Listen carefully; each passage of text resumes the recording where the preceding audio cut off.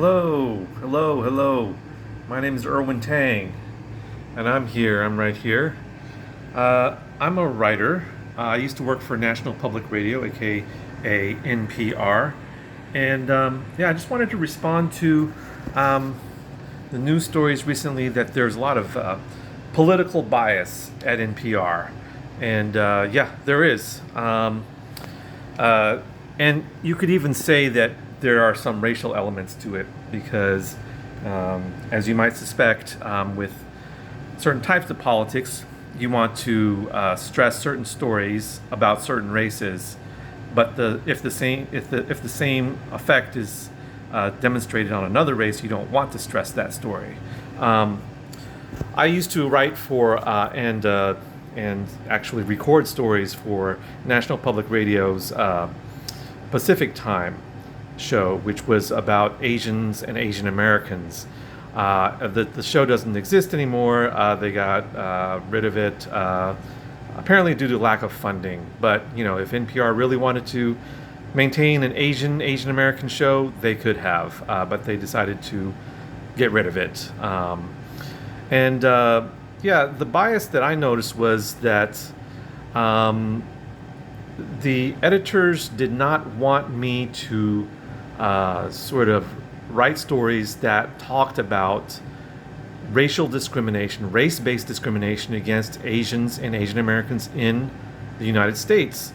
When I suggested that we do a story about the effect of affirmative action on Asian Americans applying to college, and this was a huge issue back in the early 2000s, and it was a much huger issue later on in this century as well, because Asian Americans have the most difficult time getting into college because colleges maintain the highest standards for Asian Americans to achieve in order to get into college. You have to score up to hundreds of more points on the SAT as an Asian or Asian American than certain other races in order to get into college.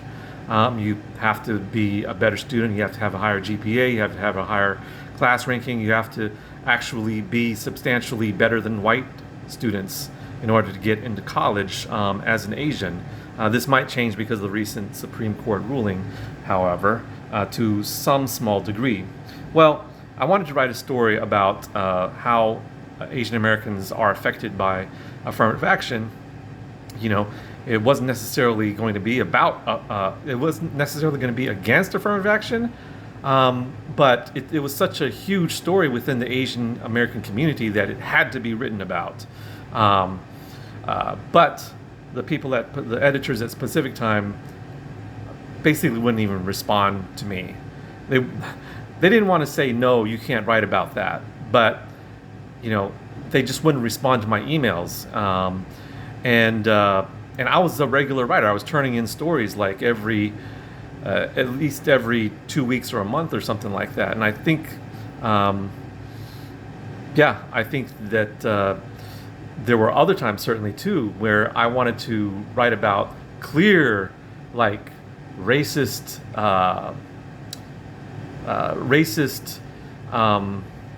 acts against Asian Americans, whether it was say like famous basketball players making racist taunts against Asians and Asian Americans, or whether it was Fox's Bonsai show, which utilized just grotesque, fake Japanese accents in order to sort of create these racial caricatures of Japanese people. And they didn't even use Japanese actors necessarily. And so many of the actors weren't even Japanese. They were in Japan face, essentially. Or I wanted to write about anti-Asian, just outright racist lyrics in music, in American pop music, by very famous pop artists. For instance, Biggie Smalls calling Asians chinks, or Ice Cube glorifying the burning down of Korean businesses and having to, suffer at the black fist, so to speak. That was his words. So yeah, I mean, these things were actually contributing to the sort of the glorification of shooting, Asian business Asian workers at small businesses like convenience stores and bodegas and so forth. I mean, it was glorifying all this crime. But NPR wasn't having any of it. They wouldn't allow me to write directly about racist violence, racist acts against Asian Americans.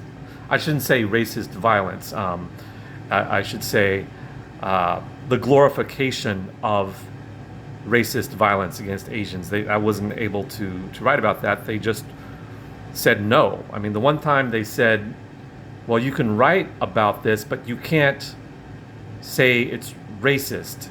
I want you, you can write a little skit that parodies, that maybe satirizes what might be going on at Fox, and how they came up with this ridiculous bonsai show, which thank God was canceled after like one season, in part because of my activism and other people's work in getting it canceled. No help, not much help from NPR. Most of that work had to be done through an Asian-owned newspaper called Asian Week. That was the other thing about Pacific Time. There were a number of ethnic shows on NPR. There were a couple of African American shows. There was Latino USA, and then there was Pacific Time. And I'm not sure. I think there probably were some other. There was a women's show. There was an environmental show, and so on and so forth.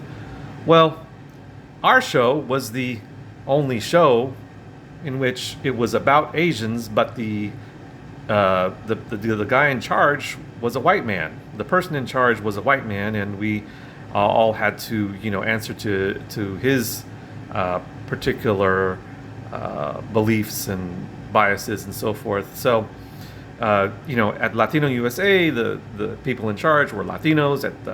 In Black America, and the other African American show, it was African Americans in charge. But for Pacific Time, the chief editor was a white man named Lewinsky. I think it was Lewinsky. Anyhow, that's my addition to the pile of information about NPR. It is very, very biased.